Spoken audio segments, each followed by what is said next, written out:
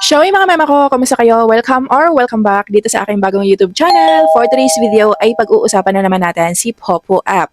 Curious ka ba kay Popo pero hindi ka sigurado kung para sa iyo ba talaga ang app na ito? Baka kasi nakikita mo yung mga ibang user dito sa loob ng application, lalo na nga yung mga kumikita na talaga, at isa ka rin ba sa mga napapatanong kung kaya mo rin kaya? Mga mema ko, sa video na ito, pag-uusapan natin kung sino nga ba ang naaangkop sa application na ito. Ano-ano ang mga dapat mong malaman bago ka magsimula. At syempre, ano-ano nga ba ang dapat mong paghandaan. Kaya naman mga mema ko, panoorin niyo po ang video na ito hanggang dulo. Pero syempre, bago tayo mag-start, make sure muna na nakasubscribe kayo sa aking bagong YouTube channel and naka-hit all the bell button ka para ma-notify ka every time po na may bago akong video na i-upload.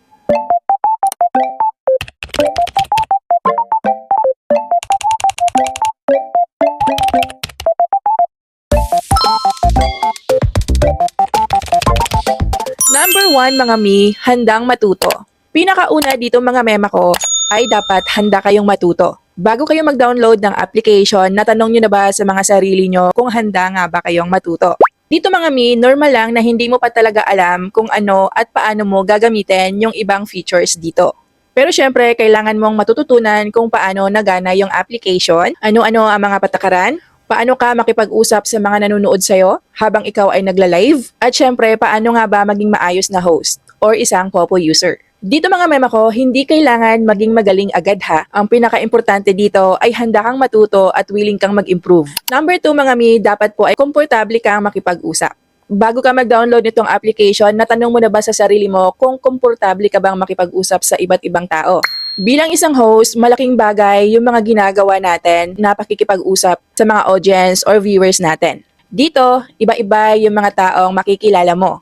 Merong mga tahimik, merong mga madaldal, merong mga palabiro, at meron ding maraming mga tanong. Kung mahiyain ka ay okay lang. Hindi mo kailangan baguhin ang buong personalidad mo. Pero, unti-unti mong sanayin ang sarili mo para makipag-usap sa ibang tao at maging confident. Number 3 mga mi, kaya mong maging consistent. Naitanong mo na rin ba sa sarili mo kung kaya mong maging consistent? Dito mga mi, hindi ibig sabihin na buong araw kang online. Ang pinaka-importante lang dito ay magkaroon ka ng oras na kaya mong sundin. Halimbawa na lang na meron kang oras sa umaga at gabi para maging active. Mas maganda kasi mga mi na meron kayong regular schedule kaysa naman doon sa pabigla-bigla lang yung mga live kung kailan maisipan. Lagi nating tandaan na ang pagiging consistent, mga mema ko, ay ang pinakamahalaga sa lahat ng ginagawa natin. Number 4 mga mi, realistic dapat ang expectations mo. Ito ang pinakamahalaga mga mi. Pwede mong tanungin ang sarili mo kung realistic nga ba ang expectation mo. Kung iniisip mo na siguradong malaki agad ang kikitain mo kapag sumali ka, kailangan nating baguhin ang expectation na iyon. Kasi nga mga mi, hindi pare-pareho ang resulta ng bawat host or user dito sa loob ng app. May mga tao kasi mabilis lang makapag-adjust, habang yung iba naman ay mas nangangailangan ng maraming panahon para nga po matuto dito at magkaroon ng sariling audience. Kaya naman mga mi, huwag mo agad ikumpara ang sarili mo sa ibang host or sa ibang user dito sa loob ng app. Simulan mo sa pag-aaral, pag-explore, at pag-improve. Number 5 mga mi, dapat alam mo ang sariling limitasyon. Alam mo ba ang sarili mong boundaries? Hindi mo kailangan gawin ang isang bagay dahil lang merong nangihingi or nangungulit sa iyo. Matuto kang magsabi ng hindi kung hindi ka na komportable. Alamin mo ang mga patakaran ng platform at higit sa lahat, respetuin mo rin ang sarili mo. Number 6 mga mi, maging maingat ka sa pagpili ng mga agency. Sobrang dami ko na pong ginawang video nito pero sasabihin ko pa rin ito kasi nga part siya sa video natin. Kung balak mo nga sumali sa isang agency, huwag ka basta-basta sumali. Alamin mo muna ang kanilang mga patakaran. Matuto kang magtanong sa mga responsibilidad ng mga host dito at kung ano man yung mga activities at mga bawal din. Mas mabuting malinaw sa iyo ang lahat bago ka sumali.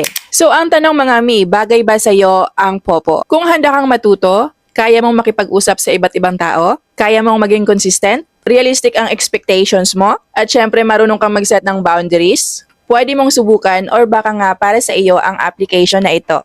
Pero lagi nating tandaan mga miha, hindi ito tungkol sa kung gaano kabilis ang kita. Mas importante kasi na mas naiintindihan mo ang mga ginagawa mo, natututo ka, at responsible ka.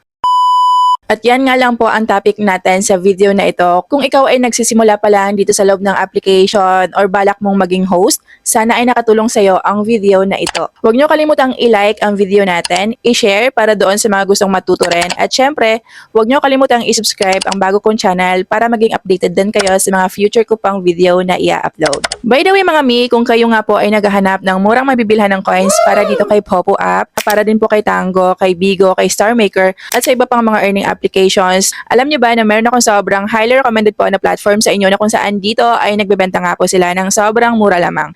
Ito ay walang iba kundi si CryptoDP.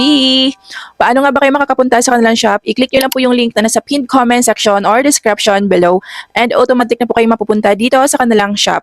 Dito mga mi ay makikita nyo po agad-agad yung sobrang daming mga live streaming applications and mga viral games na kinaaadikan nga po ng mga gamers ngayon. Halimbawa nga po mga mi ay gusto nyo bumili ng coins para kay Popo. Siyempre, i-click nyo lang yung application. Mag-enter lamang kayo ng ID number nyo, pumili lamang kayo ng package na gusto nyo i-avail and mag-send payment lamang po kayo. Dito mga mi ay tumatanggap sila ng payment via GCash, Paymaya, KuCoin, bank transfer, and marami pang iba. Maliban dyan, kami din po ay namimigay weekly ng mga coins para doon sa mga laging nabili ng coins gamit po yung aking mga links na nasa pinned comment section or description below. Siyempre, make sure lamang na nakafollow kayo sa aking bagong FB page dahil dito ako nagpo-post ng mga mechanics namin every time po na meron akong mga pag-giveaway. So yan lang muna for today's video. Thank you for watching. See you on my next one. Bye!